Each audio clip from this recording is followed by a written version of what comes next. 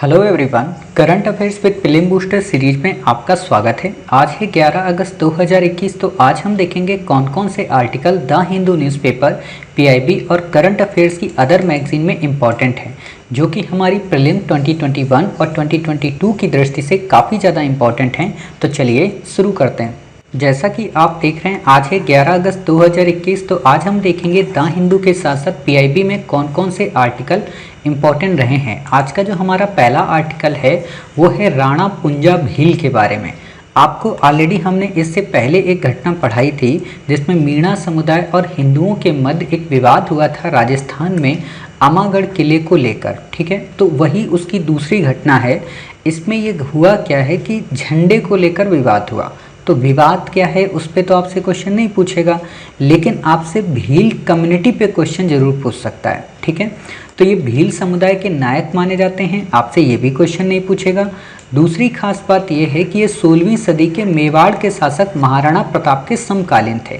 तो आपसे ये क्वेश्चन तो नहीं पूछेगा, लेकिन महाराणा प्रताप से रिलेटेड आपसे क्वेश्चन जरूर पूछ सकता है। तो जब हम आपको मेडवल इंडिया कवर कराएंगे तो वहाँ पे हम हल्दी घाटी के युद्ध के साथ साथ महाराणा प्रताप के बारे में भी कई सारी बातें आपको बताएंगे। ठीक है, लेकिन यहाँ पे कुछ भी जानने की ज़रूरत नहीं है। आप लोग बस कमेंट बॉक्स में हमें इतना बता देना कि हल्दी घाटी का युद्ध कब हुआ था और किसके मध्य हुआ था। रिजल्ट क्या आया था आपको ये नहीं बताना है, क्योंकि एक्चुअली रिजल्ट जो भी आया था उसकी अभी वास्तविक घटना या सही उसका कालक्रम नहीं पता है। ठीक है, तो इसलिए उस रिजल्ट के बारे में मत आना, क्योंकि विवाद का इशू हो जाता है। अभी हाल ही में विवाद हुआ भी है। ठीक है, तो वो काम आपको नहीं करना है। खास बात ये है कि ये उस समय महाराणा प्रताप को इन्होंने अपनी सहायता प्रोवाइड की थी, अर्थात इन्होंने महाराणा प्रताप से ये कहा था कि आप निश्चिंत रहिए, आपके साथ पूरी की पूरी भील कम्युनिटी है और हम आपके सेनापति बन के पूरी मदद करेंगे। तो इनके कुशल सेनापतित्व को देखकर ही इनको राणा की उपाधि भी दी गई थी, इसीलिए इनका नाम पड़ गया क्या, राणा पुंजा भील। ठीक है, इंपॉर्टेंट आपसे है भील समुदाय के बारे में। ये कई राज्यों में पाई जाती है, छत्तीसगढ़, गुजरात, कर्नाटका, मध्य प्रदेश, महाराष्ट्र, आंध्र प्रदेश और राजस्थान के रीजन में। ठीक है, खास बात यह है कि राजस्थान में रहने वाला सबसे बड़ा आदिवासी समूहों में से एक है। मतलब राजस्थान में कई सारे ऐसे आदिवासी समूह रहते हैं, जनजातियां रहती हैं, जिनमें से ये भी एक प्रमुख है। ठीक है, राजस्थान राज्य की सबसे बड़ी जनजाति है। ठीक है, दूसरी बात, अन्य जनजातियां राजस्थान की कौन कौन सी हैं, आपसे ये भी क्वेश्चन पूछ सकता है।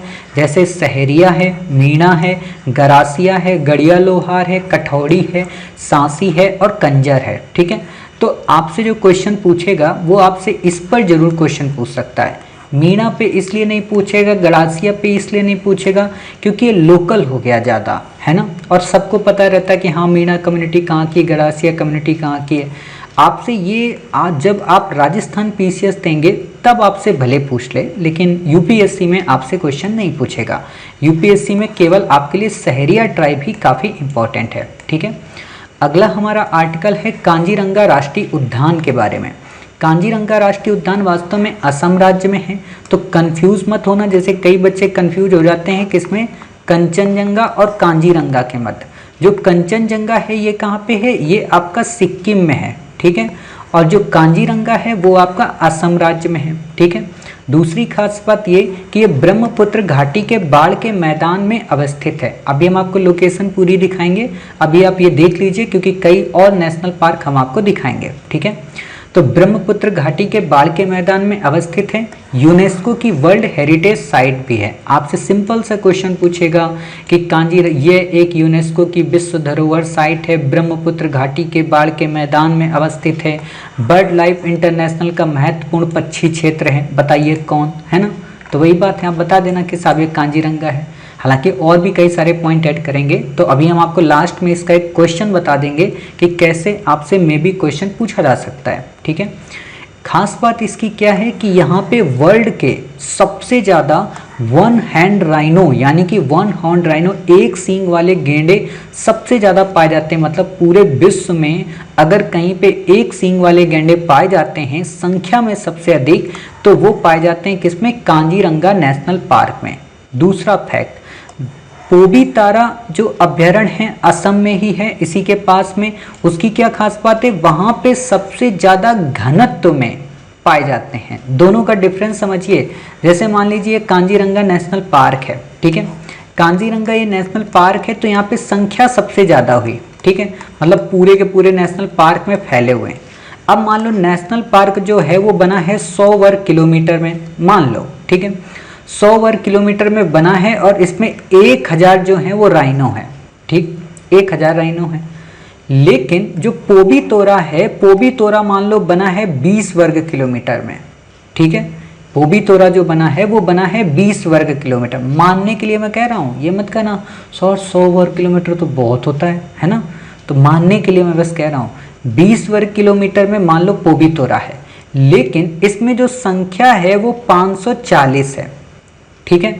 अब आप एक बात बताओ, 100 है तो 1000, ठीक है, 20 है तो 540, मतलब कायदे से ये 50 वर्ग किलोमीटर होना चाहिए ना। तो क्या कहने का मतलब कि एक छोटे से क्षेत्र में अधिक संख्या में जो सबसे ज्यादा हैं वो पोबीतोरा में। हालांकि आपसे ऐसा क्वेश्चन बिल्कुल भी नहीं पूछेगा, लेकिन मैं आपको समझाने के लिए कि जनसंख्या घनत्व होता क्या है ये आपको बताना चाहता हूँ, ठीक है। जनसंख्या घनत्व को मोटे तौर पर कहते हैं प्रति हजार संख्या का किलोमीटर में रहने का स्थान, ठीक है, मतलब 1 किलोमीटर में कितने हजार जनसंख्या रहती है, ठीक है, उसी चीज को मेजर किया जाता है जनसंख्या घनत्व के अंतर्गत, ठीक है। बाकी आपको यहाँ पे कुछ भी नहीं याद रखना है, आप ये याद कर लेना पोबीतोरा वाइल्ड लाइफ सेंचुरी कहाँ है, असम में, ना कि अरुणाचल में। खास बात इसकी एक और है कि यहाँ पे बिग 4 प्रजातियां भी पाई जाती हैं। बिग 4 प्रजातियां किनको कहते हैं, जिनमें राइनो शामिल है, हाथी शामिल है, रॉयल बंगाल टाइगर शामिल है, एशियाई जल भैंस शामिल है। क्यों बिग 4 बोलते हैं, क्योंकि ये साइज में सबके सब बड़े हैं, भारी हैं, ठीक है, तो इसलिए इन सबको बिग 4 के नाम से जाना जाता है। फिर बात आती है डीप होलू नदी जो है वो कांजीरंगा से होकर गुजरती है, NH37 भी यहीं से होकर गुजरता है, ठीक है। बाकी आपसे क्वेश्चन नहीं पूछेगा। आप में से कई सारे बच्चों को पहले तो यही लगा होगा कि सर ब्रह्मपुत्र रिवर तो नहीं गुजरती, तो बिल्कुल भी नहीं, ब्रह्मपुत्र नहीं गुजरती है। कुछ और इंपॉर्टेंट जो नेशनल पार्क हैं असम में वो कौन कौन से हैं, पहला तो है मानस, दूसरा डिब्रू सखोया, तीसरा नामेरी, ठीक है, और चौथा राजीव गांधी ओरंग राष्ट्रीय उद्यान, ठीक। अब हम एक काम करते हैं, आपको ये सारे नेशनल पार्क एक एक करके दिखा देते हैं। टाइम भले लग सकता है, लेकिन आपको चीज़ें फिर छप जाएंगी, आप कभी भूलेंगे नहीं, ठीक है। तो सबसे पहले हम आपको कांजीरंगा दिखा देते हैं। तो ये देखिए आप कांजीरंगा नेशनल पार्क, तो आप देख ही रहे हो पिक्चर में ही आपको 1 हैंड राइनो मिल गया, ठीक है। तो ये कांजीरंगा नेशनल पार्क है, आपने देख लिया, आसाम में है, ठीक है, कांजीरंगा नेशनल पार्क। और ये ब्रह्मपुत्र के जो बाढ़ के मैदान हैं उस पर ये बनी हुई है, ठीक है। खास बात एक और यहाँ पे देखिए, यहाँ पे बोरभील लेक भी है, ठीक है। तो बाकी आपको ये नहीं याद रखना है, ब्रह्मपुत्र के क्षेत्र में बनी हुई है। आप ऐसे देख सकते हो इसको, ये है एक सींग, इसकी काफ़ी उपयोगी होता है, खासतौर पर जो उत्तेजक वर्धक दवाएं होती हैं उनके लिए। ये देख सकते हो भैंस, एशियाई जल भैंस जो मैंने आपको बोला, ठीक है। तो ये हाथी भी देख सकते हो, ठीक है, और गेंडा ही मिला, शेर भी मिल जाते प्रभु कहीं पे टहलते हुए, शायद नहीं मिलेगा बेचारा का आराम का, ओह देखो मिल गया है, मतलब गुस्सा है आपसे, बहुत ज़्यादा गुस्सा है, ठीक है, खा जाएगा आपको, ठीक है। कांजीरंगा, जब आप लोग IAS बनेंगे, भारत दर्शन के लिए जब आपको भेजा जाएगा तो आपको यहाँ पे भी दर्शन कराए जाते हैं, ठीक है। तो उम्मीद है तब फोटो भेजना, तो हम फिर शेर की जगह आपकी दिखाएंगे दहाड़ते हुए, ठीक है। तो वहाँ पे कितने हो जाएंगे फिर, बिग 5, ठीक। तो कांजीरंगा हमने दिखा दिया। अब हम आपको दिखाते हैं पोबीतोरा, ठीक है। पोबीतोरा वाइल्ड लाइफ सेंचुरी देख लीजिए। देखो जब चीज़ें हम देख लेते हैं तो हमें चीज़ें याद रहती हैं, और जब तक हम देखते नहीं तो चीज़ें याद नहीं रहती हैं। अब आपके दिमाग में ये इमेज छप जाएगी, ठीक है। Pobitora wildlife sanctuary, Pobitora orchid park wildlife sanctuary, देखो सब चीज़ है।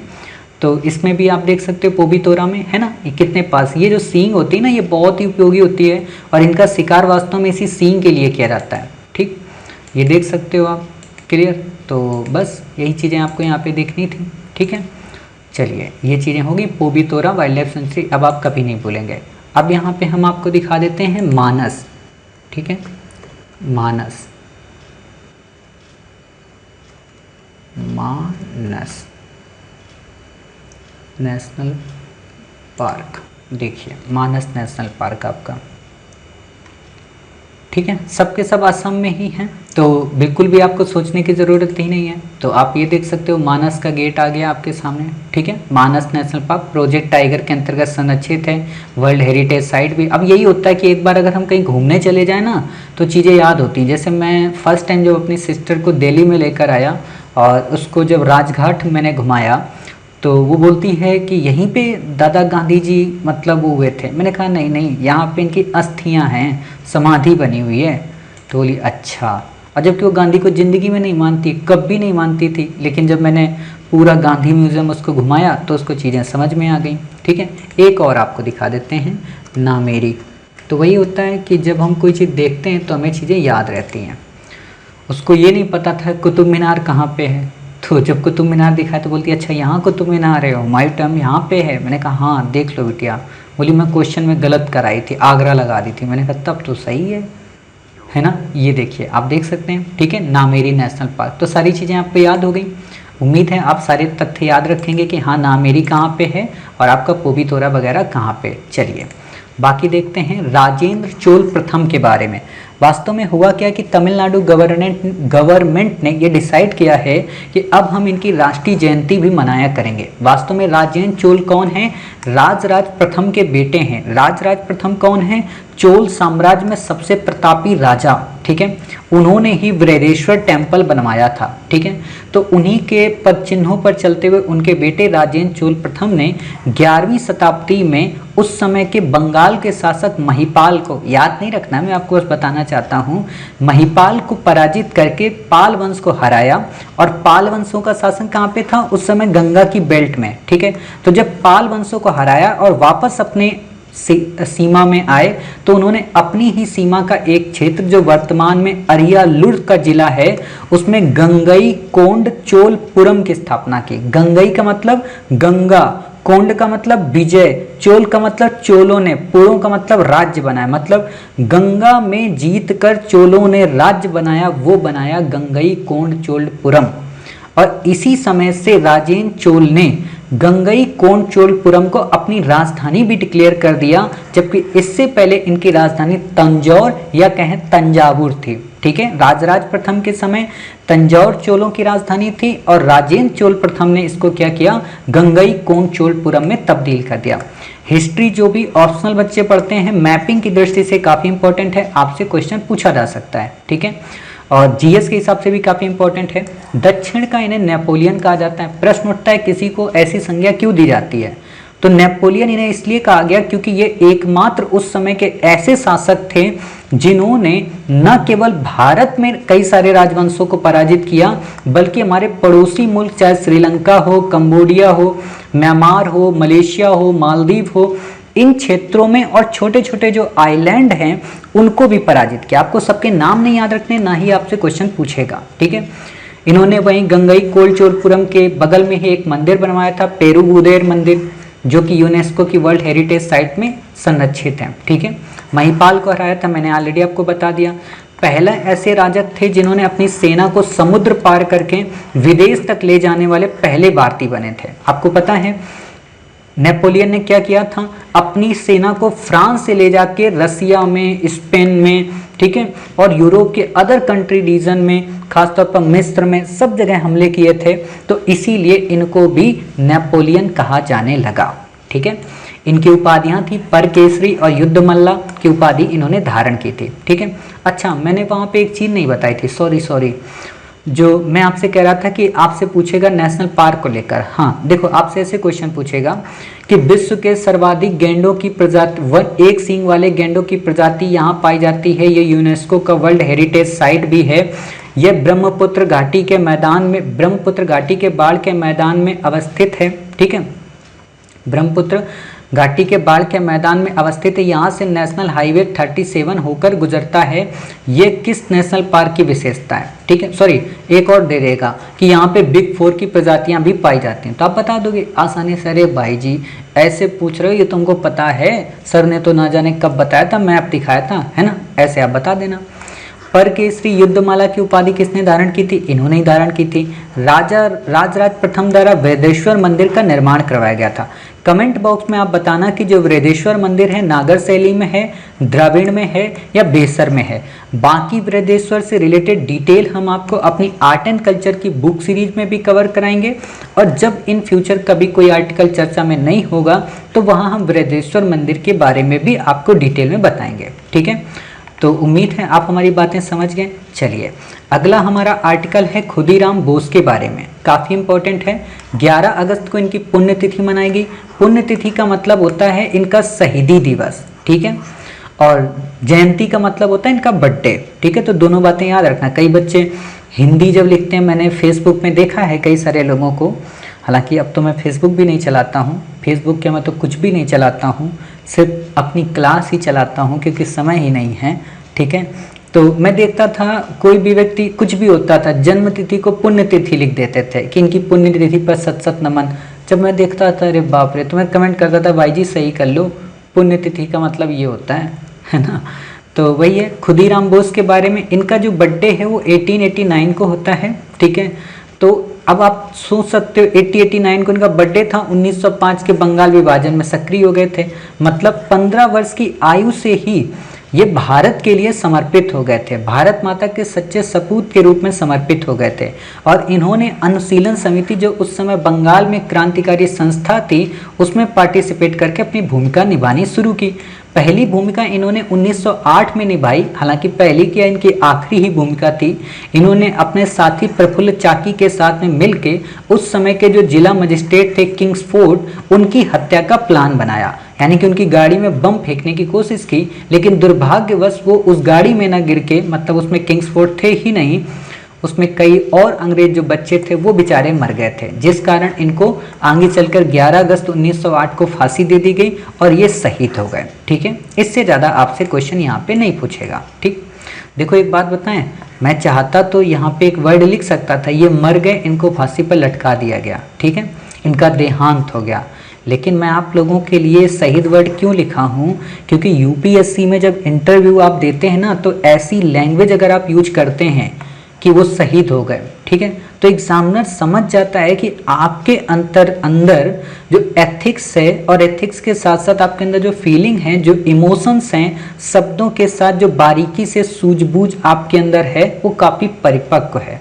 ठीक है, तो हर जगह पे सोच समझ कर शब्दों का उपयोग किया करें। जैसे मैंने महाराणा प्रताप पे मना किया था ना कि आपको ये नहीं बताना है कौन जीता कौन हारा, क्योंकि वो निश्चित ही नहीं है। ठीक है, लास्ट है यहाँ पे पस्को क्षेत्र। पस्को क्षेत्र वास्तव में रसिया का क्षेत्र है, उत्तरी पश्चिमी क्षेत्र का। हुआ क्या है कि एक चमगादड़ बेचारा लंदन से उड़ा और उड़ान भर के वो उत्तरी पश्चिमी रसिया में पहुंच गया। अब लंदन से उसकी उत्तरी पश्चिमी रसिया की जो दूरी है काफ़ी बड़ी है। जैसे मैं आपको दिखाना चाहता हूँ, मैप से थोड़ा ही दिखाऊंगा, आपको दूरी बना के तो बिल्कुल भी नहीं दिखाने वाला। ठीक है, तो ये आप देख रहे हो यूनाइटेड किंगडम है। ठीक है, और ये यूनाइटेड किंगडम के बाद यहाँ पे रसिया का पड़ता है पस्को क्षेत्र। ठीक, तो सोच सकते हो नॉर्थ सी को भी पार किया, बाल्टिक को भी पार किया, डेनमार्क और स्वीडन को भी पार किया, मतलब देश को पार किया भाई, मजाक है कोई, है ना। तो इसीलिए लोगों ने इसका नाम रख दिया कि भाई तू ओलंपियन चमगादड़ है। अब ये नहीं समझ में आ रहा है, ये तो जब उड़ा था तो उड़ गया था, इसके बाद ये अपनी फैमिली में जाके मिल गया। अब बेचारे ओलंपिक खिलाड़ी के जो भी कमेटी है टोक्यो की, वो सब ढूंढ रहे हैं कि भाई मिल जा कम से कम इसको गोल्ड मेडल तो पहना दें, कोई मिल ही नहीं रहा है। ठीक है ना, तो वही बात है, बेचारा चमगादड़ का गोल्ड मेडल रह गया है ना, नहीं तो इसको गोल्ड मेडल मिल जाता। मजाक कर रहा हूँ, ऐसा कुछ भी नहीं है, नाम इसका रख दिया गया ओलंपियन चमगादड़। ठीक है, तो बाकी इसमें आपसे जो क्वेश्चन एनवायरनमेंट की दृष्टि से बनेगा वो ये कि शीत निष्क्रियता क्या होती है। शीत निष्क्रियता का मतलब होता है हाइबरनेशन। ठीक है, आपसे या तो हाइबरनेशन वर्ड दे देगा या तो शीत निष्क्रियता दे देगा। निष्क्रिय का मतलब क्या होता है, सक्रिय का अच्छा मतलब क्या होता है, एक्टिव एनर्जी।